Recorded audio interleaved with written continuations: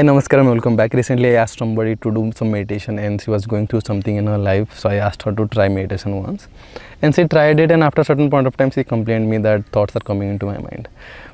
Now, generally, when we talk about meditation, then I think in my perspective, there are two types of meditators. One is the people who are taking up this meditation because something wrong going on in their life. So they just wanted to make life a little better.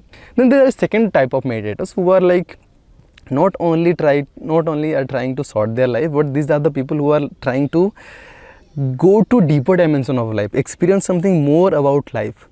So there are two types of people. Okay, now if you are one of those people who are just taking up this meditation for normal well-being of yourself, then it is definitely going to happen for you. So how it is going to happen and how thoughts matter in that aspect as well. And if you are a person who wants to get into deeper dimensions of life, definitely also for you as well, thoughts are going to be more like an obstacle for you. Okay, now in that aspect, I'm going to explain both the cases in which part of the life you are most resonating to. You can pick that up. Okay, now first thing is the people who are living life or who are doing meditation to sort something in their life. Now when you talk about sort something in their life, you are essentially talking about sorting up your mind, because mind is the only problem that you are having right now. Because whatever is happening in your life, you may think it is happening because of him, because of her, because of that, because of my boss, because of the job that I am doing. But essentially it is the mind that is interpreting in different way. It is the mind that is recycling the same thought again and again, making you feel miserable. So it is not that what is happening around you, but it is that what is happening within here. Now when we talk about meditation, when you do meditation, it doesn't stop the brain, stop the mind. It only reduces the pace of the thought that is going on within the mind. Now how does it reduce?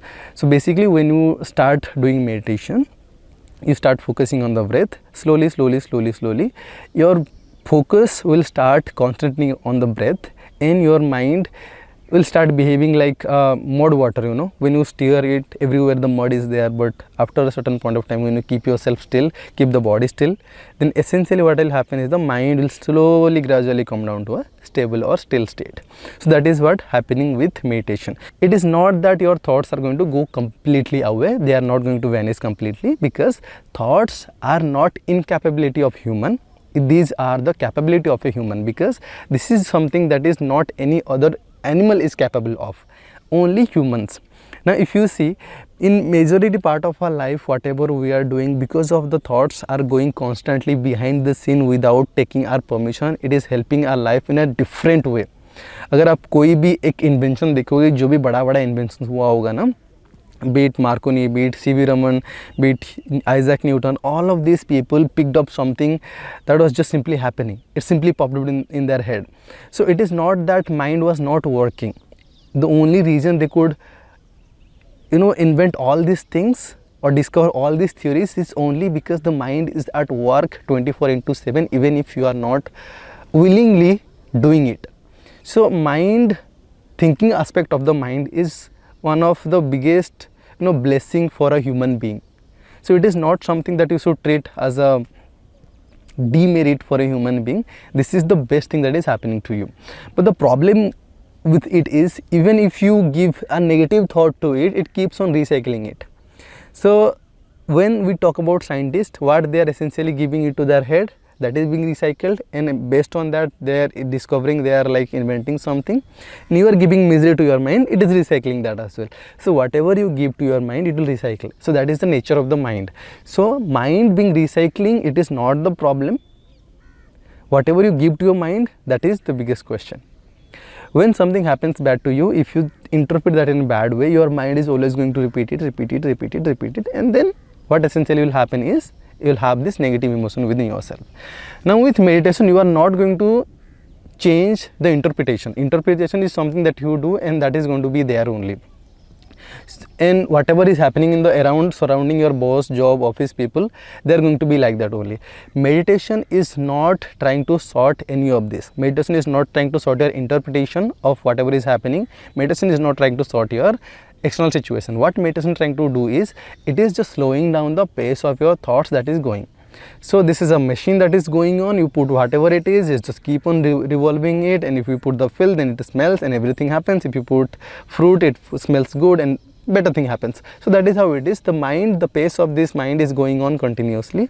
With meditation, you slow down, reduce the pace of it. So even if you have something negative inside your brain, you feel like a little calm, little composed. And if you have something good in your brain, good in your mind, and you are doing some sort of meditation, then it slows down more. The more you go deeper in the meditation, more it slows itself down. So that is why often you might have seen that when you sit for meditation, if you go a little deeper inside the meditation, your mind sorts itself down till a certain point that you do not feel the sense of time. Because right now what you feel as a sense of time is because of the pace of thought that is going on inside your head. When this pace of thought slows down, you do not also have this track of the time as well. That is the interesting thing that you can see. Now second thing is people who are trying to deepen the experience of their life.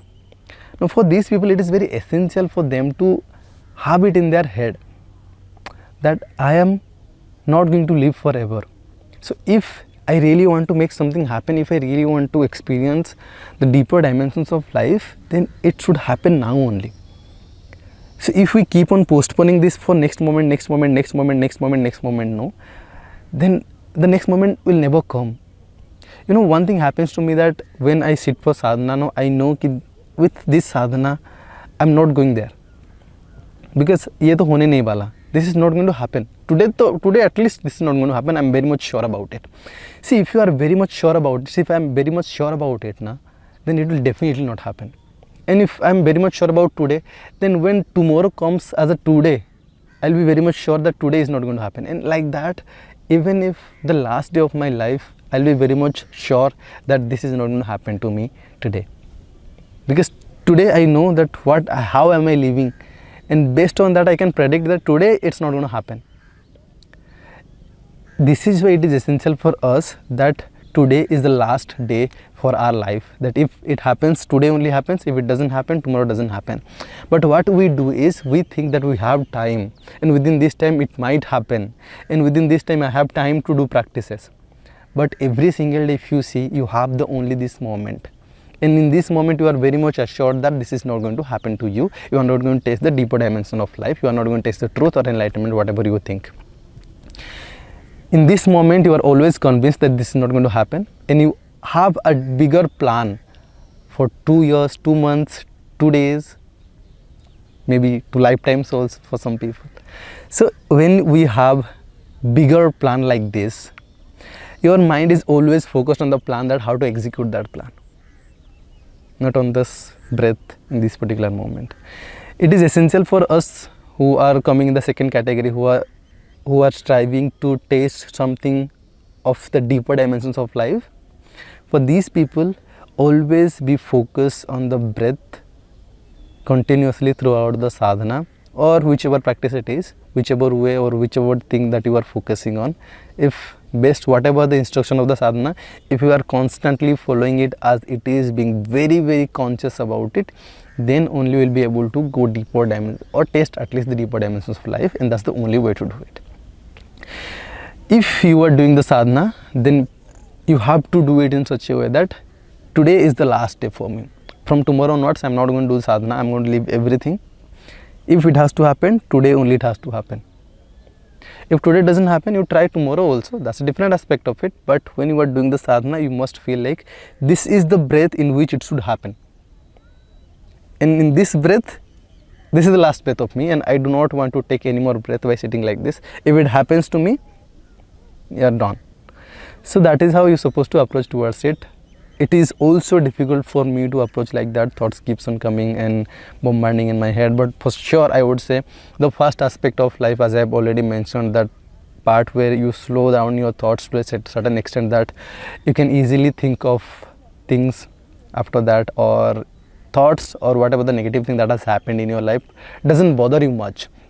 That aspect I have completed, that aspect I have covered already, and I am not bothered by all this thing that happens around me. But second aspect is still I'm struggling with. Second aspect is something that is again new to me.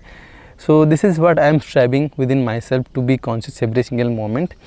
And again, if you are doing different set of practices like here, as I have already done some sort of practices like Sunya, Samyama or Sambhavi, Sakti Chalana Kriya that I do, or on the other hand physical aspect like yogasana that you do, angam vardhana that you do.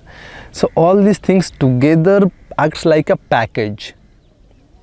If you are doing samyama every single day, breath watching and samyama sadhana properly, then it will help you to build more focus into Sakti Chalana Kriya as well. If you are doing properly Sunya, then it will help you in samyama as well. And all this aspect will get so much of help if you are doing Hatha Yogas. Because Hatha Yogas, if you are doing yogasana, so the other practice like Angamardhana, if you exhaust your body till a certain extent, you can easily be able to sit for a longer duration of time. If you do not exhaust your body, then it is going to be difficult for you to sit, simply sit. This is going to be difficult. So it is essential for us to, take all this sadhana as a package and do every sadhana as if this is the last sadhana that I am doing, or do every sadhana by thinking that this is the last day I am living. Essentially, if we see our life, then we have assumed that we are going to live for 80 years now, but essentially there is no such guarantee. In next moment I might die. So if you can see this truth as well, then you can also be able to do it. But essentially when we think about, yes, it is a possibility that yes, I'm going to die, I might die in the next moment, but when we talk about possibility, it reduces down to a significant extent. So that is why we feel like, yeah, मैं तो मरने नहीं वाला हूँ for sure अभी 5 minute में. But also you need to see that there is small possibilities which you cannot deny. So these are the few things that if you keep in your mind, then definitely it's going to help you in your meditation practices, and you can be able to deeper your sadhana much more into it. And especially this message is to all the seekers who are striving every single day. Yesterday I was talking to one Anna, he did not do samyama because he was thinking that I should build that trust within me so that I can go for samyama sadhana with complete confidence. Since you have that trust within yourself, you should not wait for it. You just keep on practicing, keep on practicing, keep on practicing day and night, morning, evening, sadhana. Whatever you are doing, be it your job, office, relationship, everything you must treat it as a sadhana itself. Then something might happen. Even if nothing happens, at least I can assure you that you are going to live a better life at the end. When you are living as in living, you will be completely blissed out for sure. You will think that this life was worth it. Thank you so much for watching. I'll see you in the next video. Bye for now.